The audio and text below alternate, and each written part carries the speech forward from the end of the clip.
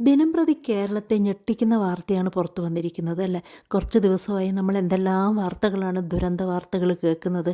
ഇപ്പോൾ അല്പം മുമ്പ് കേട്ടൊരു ന്യൂസാണ്, അയൽപക്കത്തുള്ള ഒരു കുടുംബത്തിലെ 4 പേരെ വീട്ടിൽ കയറി വെട്ടിയിരിക്കുന്നു. അയൽപക്കത്തുള്ള റിതു എന്ന 28 വയസ്സുകാരനായ ഒരു യുവാവ്. എന്താണ്, വാക്കുതർക്കത്തിൻ്റെ പേരിലാണ് ഒരു മനുഷ്യൻ വെട്ടി 3 പേരെ, 2 സ്ത്രീകളെ അടക്കം വെട്ടിക്കൊന്നിരിക്കുന്നത്. കേരളത്തിൻ്റെ പോക്ക് എങ്ങോട്ടാണ് എന്ന് ചോദിക്കുന്നതിലൊരർത്ഥമില്ല ഇപ്പോൾ. കാരണം നല്ല ന്യൂസുകളേക്കാൾ കൂടുതൽ ഇങ്ങനെയുള്ള ന്യൂസുകൾ തന്നെയാണ് പുറത്തു വന്നുകൊണ്ടിരിക്കുന്നത്. ഈ റിതു എന്ന യുവാവ് ലഹരിക്കടിമയാണെന്നാണ് പറയുന്നത്. അതുകൊണ്ട് തന്നെ ഇവരൊക്കെ ഉപദേശിക്കാൻ പോയിട്ടുണ്ടായിരുന്നു. അയൽപക്കത്തുള്ള കുടുംബങ്ങളൊക്കെ ഒരു കൺമുമ്പിലൊരു യുവാവ് ഇതുപോലെ നശിക്കുന്നത് കാണുമ്പോൾ ഉപദേശിക്കാൻ പോവുമല്ലോ. സ്കൂൾ കാലഘട്ടം മുതൽ ഈ റിതു എന്ന യുവാവ് ലഹരിക്കടിമയാണെന്നാണ് പറയുന്നത്. അതോടുകൂടി ഇപ്പോൾ 28 വയസ്സായപ്പോഴും ഇത് നിർത്താതെ കൂടിക്കൂടി അയൽപക്കക്കാർക്കൊക്കെ ബുദ്ധിമുട്ടും വിഷമങ്ങളും ആയപ്പോൾ ഇവരുപദേശിച്ചു. അത് കേൾക്കാത്തപ്പോൾ കൂടുതൽ ബുദ്ധിമുട്ട് വന്നപ്പോൾ പോലീസ് സ്റ്റേഷനിൽ പരാതി കൊടുത്തു. ഇതൊക്കെയാണ് ഇത്രയും പ്രതികാരം ഉണ്ടാവാൻ കാരണം എന്നാണ് കേൾക്കുന്നത്.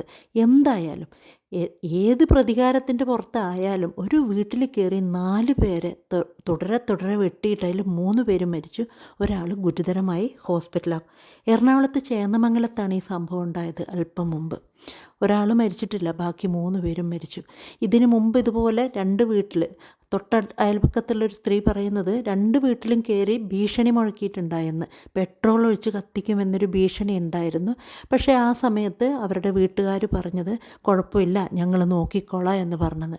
വാർഡ് മെമ്പർ പറയുന്നുണ്ട്, നല്ല അടിപൊളിയായ ബൈക്കിലൊക്കെ ഭയങ്കര സ്പീഡിൽ പോവുകയൊക്കെ ചെയ്യുന്ന ഒരു യുവാവാണ് ഇതെന്നാണ് പറഞ്ഞിട്ടുണ്ടായത്. പോലീസ് സ്റ്റേഷനിലൊക്കെ പരാതികളൊക്കെ വന്ന യുവാവാണെന്ന്. എന്തായാലും പുതുതലമുറ ലഹരിക്കടിമപ്പെട്ടിട്ട് സ്വന്തം അയൽപക്കത്ത്, നമ്മൾ പണ്ടൊക്കെ അയൽപക്കക്കാരെയൊക്കെ അത്രമാത്രം സ്നേഹിച്ച് ഏത് കാര്യത്തിലും നമ്മൾ അയൽപക്കക്കാരോട് അത്രയും സ്നേഹത്തിൽ പെരുമാറുന്നത്, ഒരു ലഹരിയുടെ പുറത്ത് സ്വന്തം അയൽപക്കക്കാരെ, അതും ഒരാളെയല്ല 3 പേരെയാണ് വെട്ടിക്കൊലപ്പെടുത്തിയിരിക്കുന്നത്. മറ്റേ ആളുടെ നില ഗുരുതരമാണെന്നാണ് ഇപ്പോൾ അറിയുന്നത്. എന്തായാലും അയാൾക്കെങ്കിലും ഒന്നും സംഭവിക്കാതിരിക്കട്ടെ. പോലീസ് വീട്ടിൽ മുഴുവനും വളഞ്ഞിട്ടുണ്ട്. ഏതായാലും ഇയാൾ ഓടി രക്ഷപ്പെട്ടെങ്കിലും ഇപ്പം കസ്റ്റഡിയിലെടുത്തിട്ടുണ്ട്. എല്ലാ കാര്യത്തിലും നമുക്ക് വീട്ടുകാരെ കുറ്റം പറയാൻ പറ്റില്ല. എങ്കിലും ജീവിത സാഹചര്യം, വളരുന്ന ചുറ്റുപാട് ഒരു പരിധിവരെ ഇതിനുള്ള കാരണത്തിന് ഒരു കാരണം തന്നെയാണ് അല്ലേ. എന്തായാലും ഇങ്ങനെ സ്കൂൾ കാലഘട്ടം മുതൽ ഈ ഒരു കുട്ടി ലഹരിക്ക് അടിമപ്പെടുക എന്ന് പറയുമ്പോൾ ആ സമയം മുതൽ ആ കുട്ടിയെ നിയന്ത്രിക്കാൻ ആരുമില്ലാത്തതുകൊണ്ടാണോ, അല്ല ഇതിൽ നിന്നെല്ലാം മുക്തി നേടാൻ വേണ്ടി ഒരു ഉപദേശമോ ഒരു കൗൺസിലിങ്ങോ അങ്ങനെയൊക്കെ ചെയ്തിട്ടുണ്ടെങ്കിൽ ഈ കുട്ടി രക്ഷപ്പെടുമോ ഒന്നും അറിയില്ല. ഏതായാലും ഇനി അങ്ങോട്ട് ഒരുപാട് ഭാവിയുള്ള 28 വയസ്സുള്ള ഒരു യുവാവിൻ്റെ ജീവിതം പോയതോടുകൂടി ഒരു കുടുംബത്തിലെ 4 പേരെയാണ് ഈ യുവാവ് കാരണം ജീവിതം നഷ്ടപ്പെട്ടത്.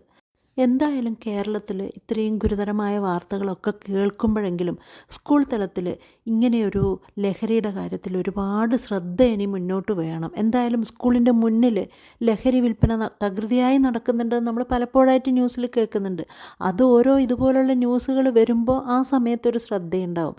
പോലീസായാലും ആരായാലും സ്കൂളിൻ്റെ മുന്നിലും, പിന്നെ അതുപോലെ വീട്ടിൽ മാതാപിതാക്കളും ഒരുപാട് ഇങ്ങനെയുള്ള കുട്ടികളെ ശ്രദ്ധിക്കേണ്ടിയിരിക്കുന്ന കാലം ഒരുപാട് മുന്നോട്ട് പോയിരിക്കുന്നു.